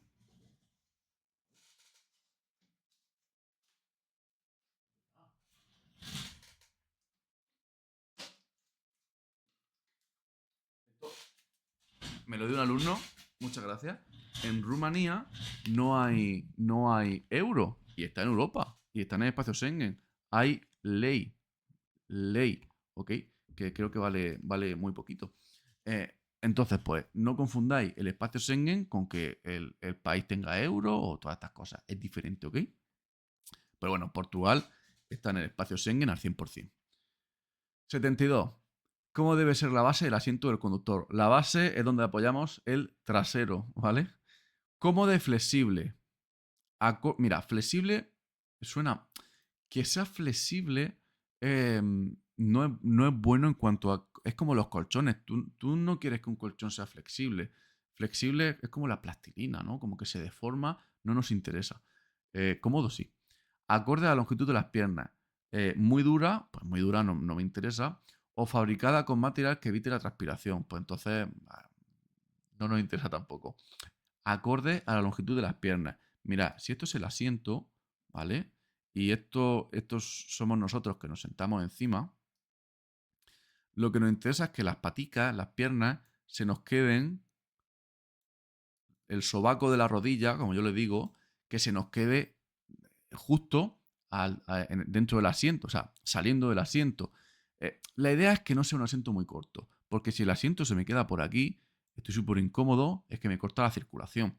Es una tontería, pero tenemos que saberlo, ¿vale? Acorde a la longitud de las piernas, que sea cómodo. No hace falta que el asiento nos llegue a las rodillas, que parece que va más acostado, pero que tenga suficiente base como para que nos cubra bastante parte de las piernas, porque es que si no, va a ser muy incómodo. Nos corta la circulación, ¿eh? 73. ¿Bajar las pendientes en punto muerto es una buena medida de ahorro de carburante? No, es una barbaridad, es peligroso y ya está. Va el motor suelto, eso no hay que hacerlo y seguro que lo sabéis. 74. Para reducir el consumo de carburante de un vehículo pesado se deben conocer los factores que influyen en él. Entre estos factores se encuentra, vale, para reducir el consumo, el perfil de la carretera, cómo conduzca y la reacción de marchas que lleve va a reducir el consumo. Esta pregunta es muy sencilla. 75. Además de reducir el consumo de carburante, realizar una conducción económica presenta otras ventajas. Señale la respuesta correcta. Se prolonga el plazo de la ITV. No tiene ningún sentido, por mucho que tú lleves un buen mantenimiento y hagas una buena conducta económica, tú la ITV la tienes que pasar igual siempre. Permite aumentar los intervalos para pasar la ITV de mantenimiento, que no. El desgaste de los neumáticos es menor o evita tener que comprobar el nivel de aceite. Hombre, pues tú vas a comprobar el nivel del aceite igual que siempre. Sí que es verdad que el desgaste va a ser menor en general, pero las comprobaciones hay que hacerlas. Vamos, que estamos terminando. 76. Para prevenir la aparición del sueño durante la conducción es necesario, me dice, A. Realizar comidas copiosas. Copiosa es comer mucho. Pues no, porque cuando comes mucho te da sueño y lo que tienes es que acostarte. B. Realizar paradas frecuentes como máximo cada 2 horas. C. Mantener el habitáculo del vehículo a una temperatura mínima de 30 grados. Eso es calor y el calor da sueño. D. Tomar mucho café. Mucho café tampoco es bueno. Un poquito de café puede ser un buen acompañante, pero mucho café no es bueno. Así que la B. B de Barcelona. Realizar paradas frecuentes como máximo cada 2 horas. A veces os equivocáis aquí porque me decís, no, pero nos podemos parar cada 4 horas y media. Pero si es que esa no es la pregunta. La pregunta es que si quieres evitar la aparición del sueño, pues es interesante que cada 2 horas como mucho vayas parando y descanses un poquito.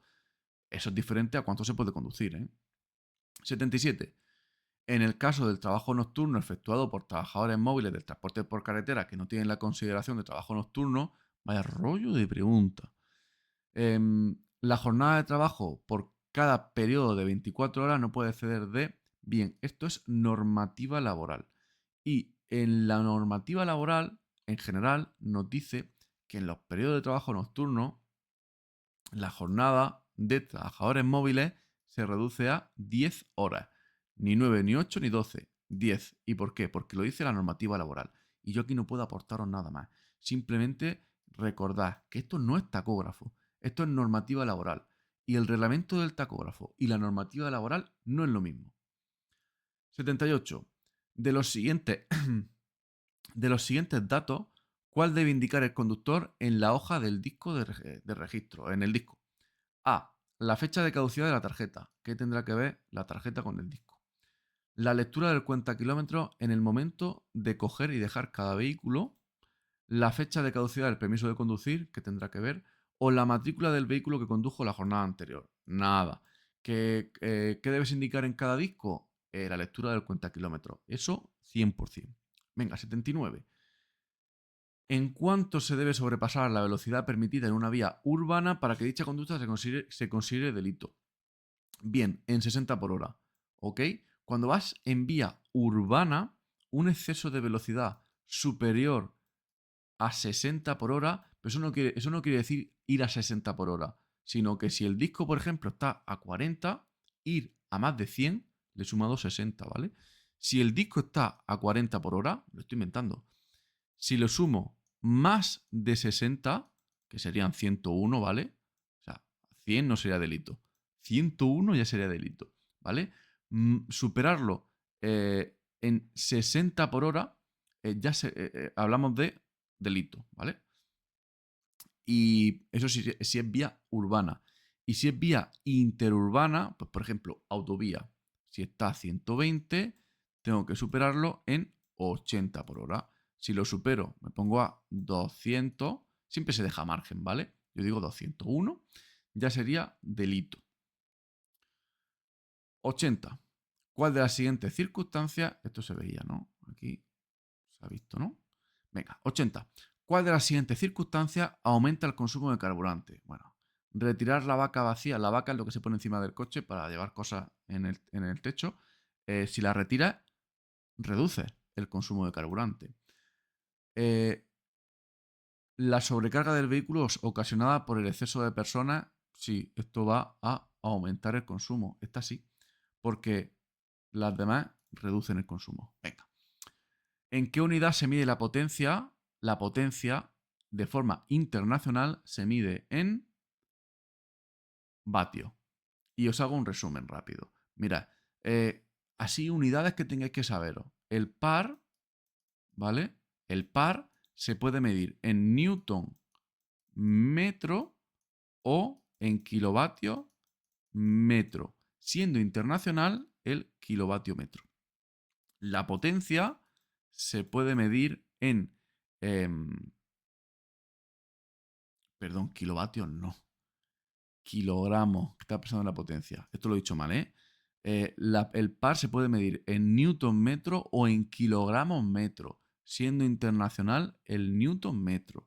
Ahora sí. Y la potencia se puede medir en kilovatios o caballo, siendo internacional el kilovatio. Bueno, kilovatio, vatio, vale, es lo mismo en la escala.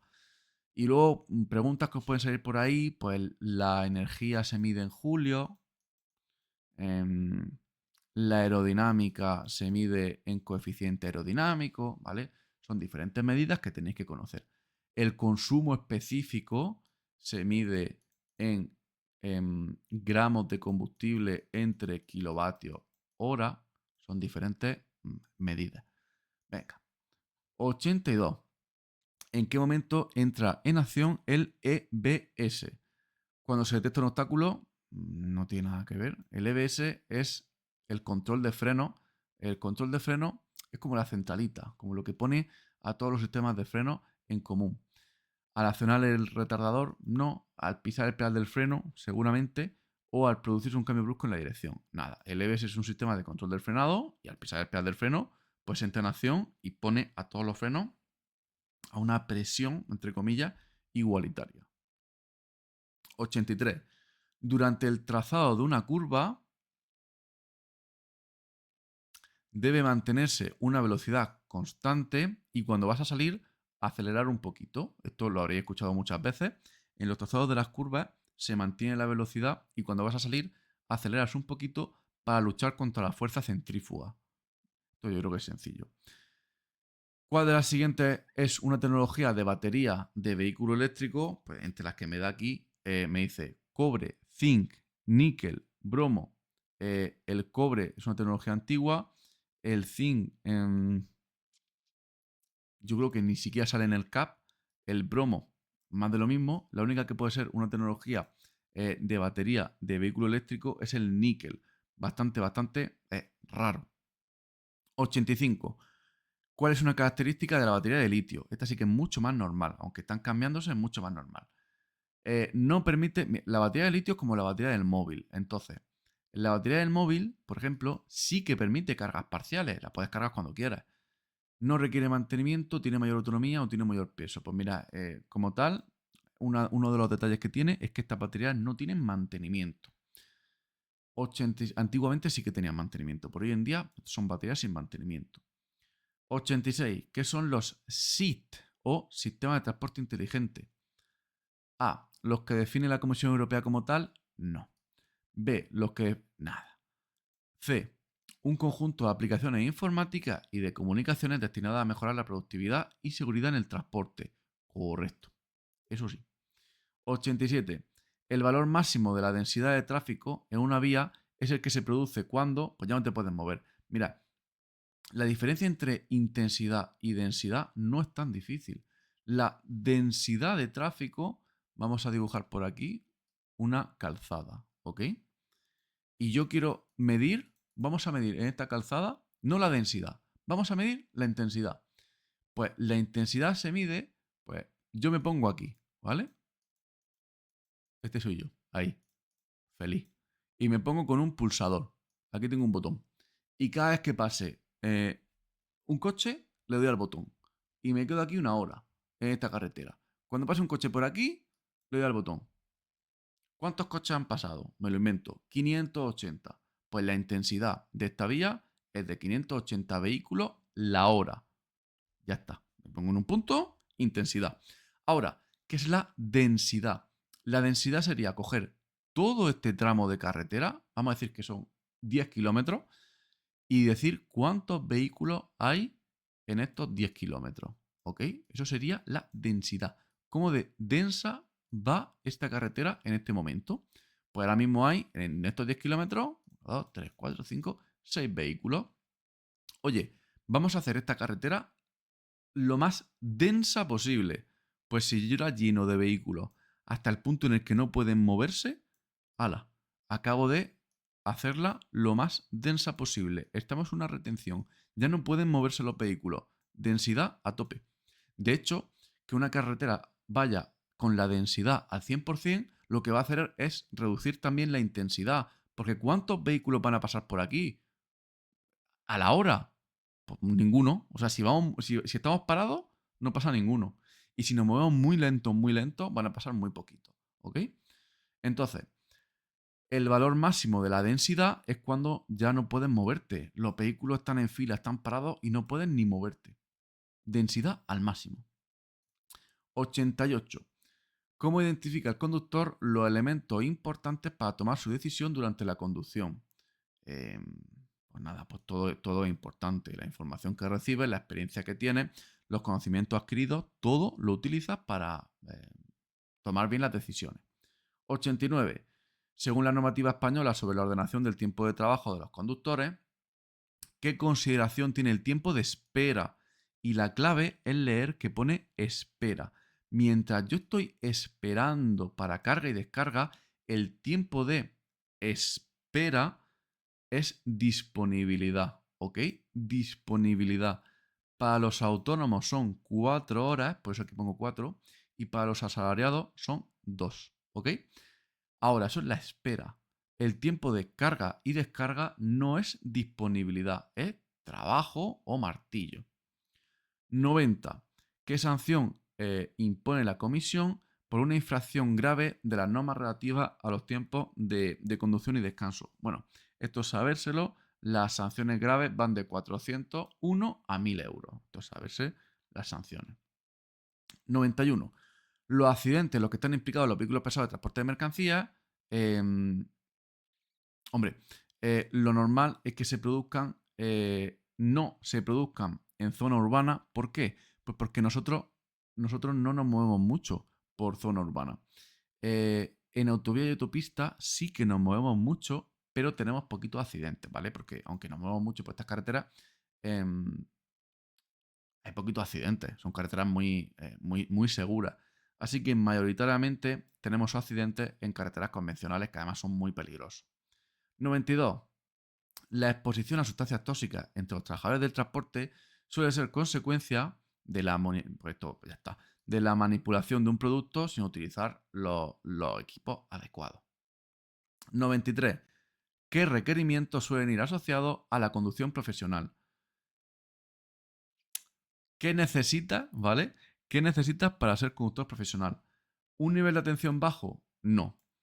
¿Realizar tareas repetitivas esporádicamente? No, porque vas a realizar tareas repetitivas normalmente.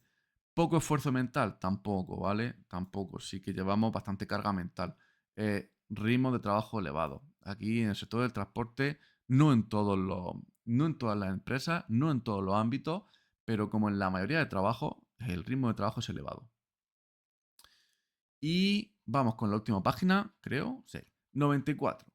Al prestar ayuda en un accidente de tráfico, ¿qué tenemos que hacer para saber si un herido respira? Hombre, pues agitarlo no, gritarle tampoco, pellizcarle es más bien para buscar la conciencia, así que, pues nada, intentar ver si respira, intentar escucharlo y si no, puede observar los movimientos del pecho, o sea, muy fácil. 95. ¿Pueden los agentes de control obligar a trasladar un vehículo a un taller autorizado en sentido contrario a su marcha? Sí, pero 30 kilómetros. 96. ¿Cómo se denomina al conjunto de signos y símbolos que expresan la identidad de una empresa? La marca. Los logos, los logotipos, los signos, eso es la marca. 97. ¿Quién puede llevar a cabo la limpieza de un vehículo dedicado al transporte de alimentos? La propia... Mira, esto que pone solo un centro especializado no va a ser, la Guardia Civil no, y va a ser la propia empresa, pero hay que disponer de documentos que acrediten que los productos que se utilizan son adecuados, ¿vale? Lo puede hacer el conductor, pero siempre estamos hablando que hay que acreditar que los productos que estoy utilizando son los adecuados para esa limpieza, para esos alimentos. 98. ¿Un tacógrafo puede estar homologado por dos estados a la vez? No, se homologa en un país. Otra cosa es que esa homologación me valga para todos los países, pero se homologa solo en uno. Pues no era la última página. Esta va a ser la última. 99. ¿Cuántos puntos del permiso de conducir que se hayan perdido se pueden recuperar? Vale.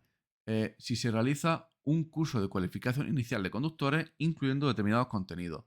Bueno, en los cursos del CAP hay ciertos cursos, aunque se hacen poquito, hay ciertos cursos en los que se puede recuperar puntos y se pueden recuperar un máximo de 6 puntos, ¿vale? En los cursos del CAP, como máximo, se pueden recuperar 6 puntos.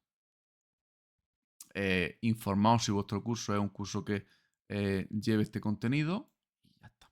100.